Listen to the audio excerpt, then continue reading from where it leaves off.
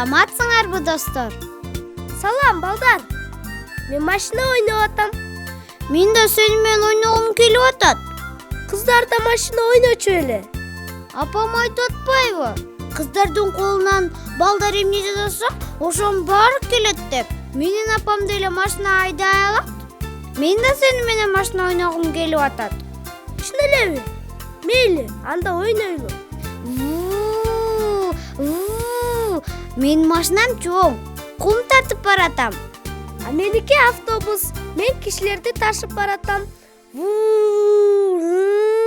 Пип-пип. Алишер, токто. Мен биринчи өтөм. Жок, сен токто. Мен биринчи өтөм. Жок, мен биринчи. Жок, мен. Салам балдар. Салам, сен кимсиң? Атым Марат. Мен конокко келгем. Менин атым Алишер, а бул Кыял. Кимдикине келдиң эле конокко? Акылайдыкына келдим. Биз Акылайды билебиз. Биз аны менен чогуу ойнойбуз. Эмне ойнойсуңар? Азыр машина ойноп атабыз. Мен да силер менен ойносом болобу? А сенин машинаң барбы? Ооба. Бул менин машинам болот. Умей, сонун таптың. Алишер, а эмне үчүн токтоп калды машиналарыңар? Кыял менин автобусумду өткөрбөй атат. Мен биринчи келсем да. Жок, мен биринчи келгем. Жок, мен. Өткөр мени, мен биринчи келдим. Балдар, сеңер эч качан тил табыша албайсыңар да. Силерге светофор керек. Кана светофоруңар?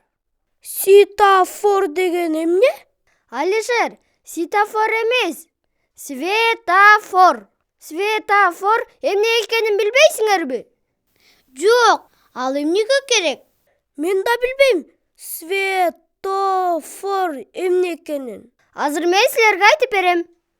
Мен Бишкек шаарында жашайм. Аякта светофорлор бар.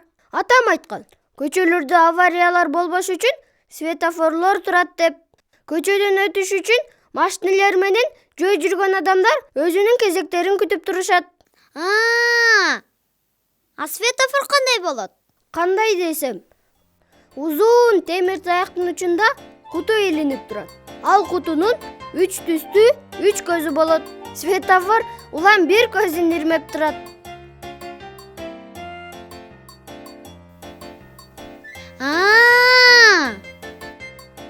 Мен да түшүндүм. Жок, андай эмес. Балким бизге балдар жардам беришер.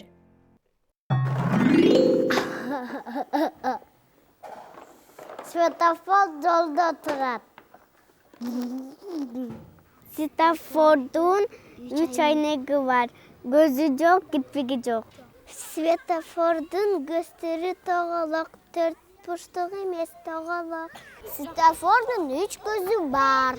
Кызыл, сары, жашыл. Рахмат балдар. Силер бизге аябай жакшы жардам бердиңер. Кыял, Алишер, мен тартып берейин силерге светофорду. Мейли.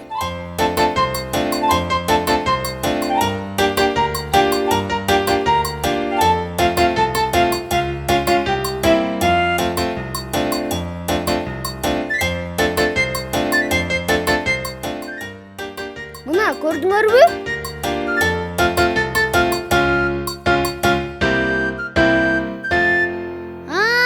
Ушундай турбайбы көрсө? Балдар айтпады эле 3 түстүү деп. Кана алар?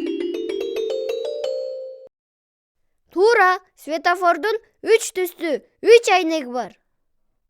Мынаки, кызыл, сары, анан жашыл.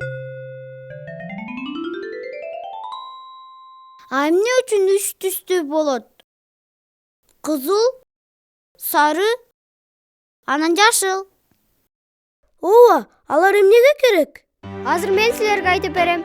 Ал түстөр машиналардын жол менен туура жүрүшкөнүнө, а бизге жолдон туура өткөнүбүзгө жардам берет. Ар бир түсү биринин аркасынан бири күйөт. Адегенде кызыл, анан сары, аягында жашыл. Силерге кызыл жарык күйгөндө токтоп күтүп турушуңар керек.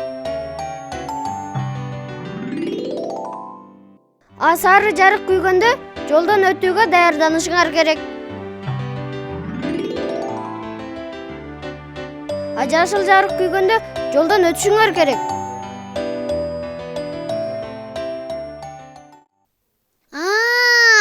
Мен эми түшүндүм. Балдар, силер жолдон кантип өтөсүңөр? Кызыл күйгөндө токтойбуз. Сары күйгөндө даярданабыз. Жашыл күйгөндө өтөбүз. Азаматсыңар. Балдар, келгиле, светофор жөнүндөгү ырдайылы. Келгиле. Жол жүрүүнүн эрежесин сактагын, ала темгил сызык жерден аттагын. Кызыл токтогун, сары даярдан, жашыл күйсө өтө бер. Кызыл токтогун, сары даярдан, жашыл күйсө өтө бер. Светофор болот сага жардамчы, светофорду кара, жолдон өткөн шашпагын. Кызыл токтогун, сары даярдан, жашыл күйсө өтө бер. Кызыл токтогун, сары даярдан, жашыл күйсө өтө бер. Балдар, келгиле эми эрежеси менен ойнойлу. Мен светофор болом. Сен кантип светофор болосуң? Ар түрдүү түстөгү жалбырактарды алам. Азыр менин жашыл жарыгым күйдү. Кыял, сен өт. Алишер, сен күтүп тур. Алишер, өт. Сага жашыл жарык күйдү. Ура, мен өттүм. Биз авария болгон жокпуз. Кандайсыңар, балдар? Саламатсыңбы, Бермет? Саламатсыңбы, Бермет? Бермет, бизде эми жаңы досубуз бар. Анын аты Марат. Саламатсыңбы, Марат? Менин атым Бермет. Бермет, биз эми светофор эмне экенин билебиз. Мен да билгим келип атат. Мага айтып бересиңерби? Ооба да, жакшылап угуп тур.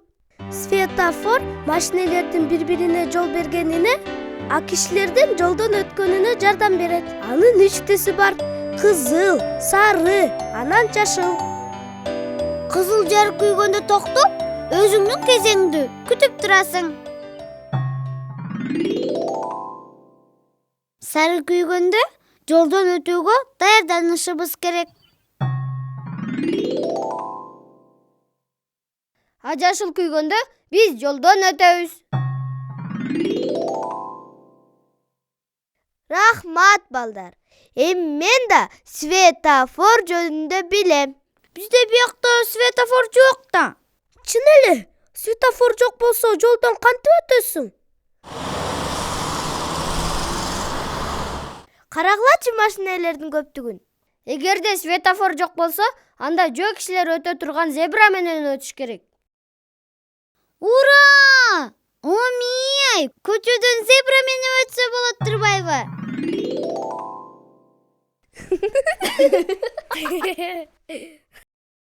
Жок, андай зебра эмес, мындай зебра.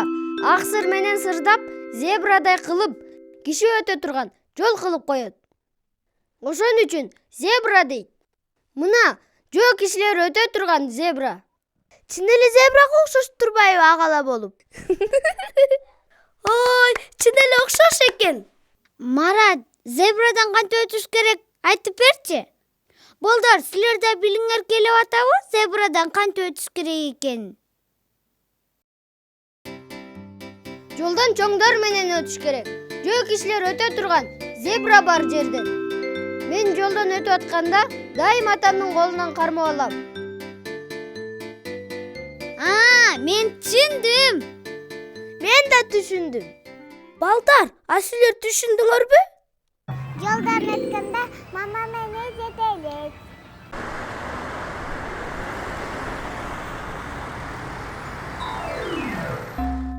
Азаматсыңар, балдар. Балдар, келгиле эми эрежеси менен машина ойнойлу.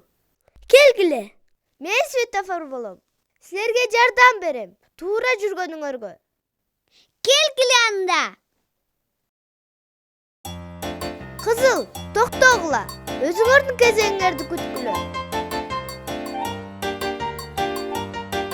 Эми сары. Балдар, даярдангыла. Азыр жашыл күйөт. Жашыл, өтсөңөр болот. Ура! Эми биздин кезек келди өтө турган.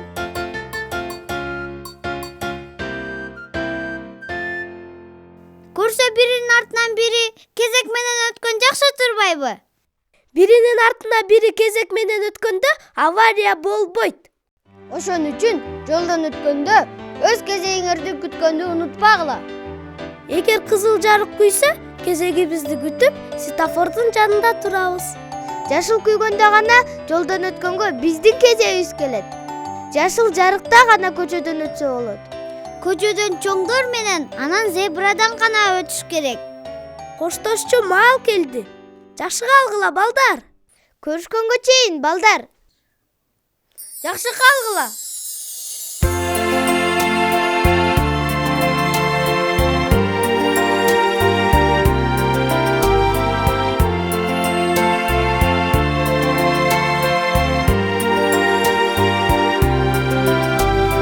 Күн батты жашыны